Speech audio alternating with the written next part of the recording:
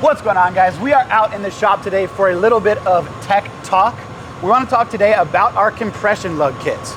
So we offer our compression lug kits not only for individual purchase, but in a lot of our OEM replacement battery terminal kits, you get the option to have compression lugs or solder lugs. The compression lug kits are designed to be used with the most minimal amount of tools, but they can be tricky if you've never used one before. So today I brought Garrett, our lead engineer, out to go over the compression lug kits, some tips, some tricks, and how to properly make sure that your compression lug install goes smoothly. Garrett, what do we got today? So we've got all the tools necessary to install one of our 1 to 2 gauge compression lugs. We've got a 2 gauge wire that we've already gone ahead and stripped. When installing these compression lugs, there's 2 main things that you're going to need to pay attention to for success. One is going to be the length of wire stripped, as well as the diameter of your wire stripped. In this case, we have our 2 gauge wire. Quick Cable lists the diameter range for the wire, the copper wire itself being 257 thousandths to 289 thousandths. We'll go ahead and check ours today and make sure we fall within that range, making sure we're using the correct compression lug. As you can see, we're right here around 279 thousandths. That'll perfectly install right in this range, so we've got the correct compression lug for this application. Next thing you want to do before you do anything else once your wire is stripped is make sure you do install your heat shrink. That's a big thing. In this application, a lot of the heat shrink will fit over these compression lugs, but it's always good practice to make sure you install that first. So we'll go ahead, slip our heat shrink over the end of the wire.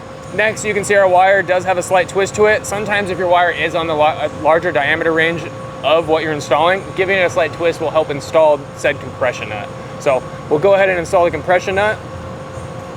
Once this is installed, you can see the wires coming all the way up to the tip of this compression nut. That's important because if we back this off a little bit, if you only had it installed and that's where your wire was, these tangs are gonna end up compressing and they're not gonna bite the actual compression lug nut. Once those tangs are unfortunately pressed out of the way, you are gonna need to replace that compression lug so that you'll get a correct bite when installing it in the future. We're gonna go ahead and make sure that that compression nut is completely sat down there. With that installed, we're gonna start threading on the compression lug by a hand at first. Once you had confirmed you've got a good bite on there, you can see things are wanting to spin. We're gonna go ahead and grab our 9/16 wrench. From there, Quick Cable recommends using a screwdriver to help tighten the nut while you're holding the actual compression nut in place. Keep going until you've got a good amount of torque on there. Now we've got our compression lug completely tightened down, torque to it. The last thing we're gonna wanna do is slide our heat shrink over and make sure that your new lug is completely watertight for all and future endeavors. For this, you can go ahead and use a heat gun, or if you just have a torch at home, that works fine. In this case, we went for the torch application.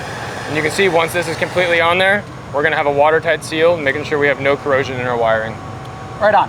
So now a couple of questions that I could think of because I'm not a wiring guy. Yep. What should I use to strip the wire? You can use just a razor blade. You can use actual wire strippers for the gauge of wire you're using. You can use wire cutters. Again, if you make sure that you measure twice, cut once, make sure that you have the length you need, because a lot of these are going to be on an OEM wiring system where you have a limited amount of wire. Right on.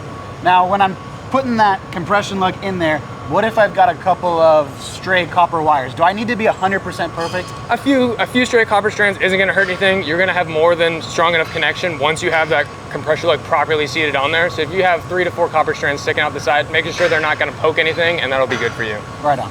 One other question I had for you. Can I cause any damage by over tightening this compression lug? No, the lug itself is actually going to eventually bottom out on the tapered threads of the compression nut. Getting it to that point is just going to make sure that you have an ultra strong compression on the wire and making sure that nothing's going to want to leave. It is a good idea once you get down there just to make sure you give your lug a good tug to make sure it's not going to fall off the wire. And then once you've confirmed that, go ahead and install your heat shrink and you're good to go. Right on. So Garrett, let's reiterate one more time the 2 most important things for this compression lug install. One is going to be the length of wire, so 7/8 to about 1 inch of wire actually stripped back from the end of the wire you're trying to attach the lug on. And the other one is going to be making sure that your wire falls within the diameter spec range that Quick Cable lists for this. Both of these points are on our website and are shown under the compression lug page in case you ever forget or you need a reminder for what range is going to work for your application. Right on. Thanks, Garrett. Now, if you guys have any more questions, feel free to reach out to us at help@sdhqoffroad.com.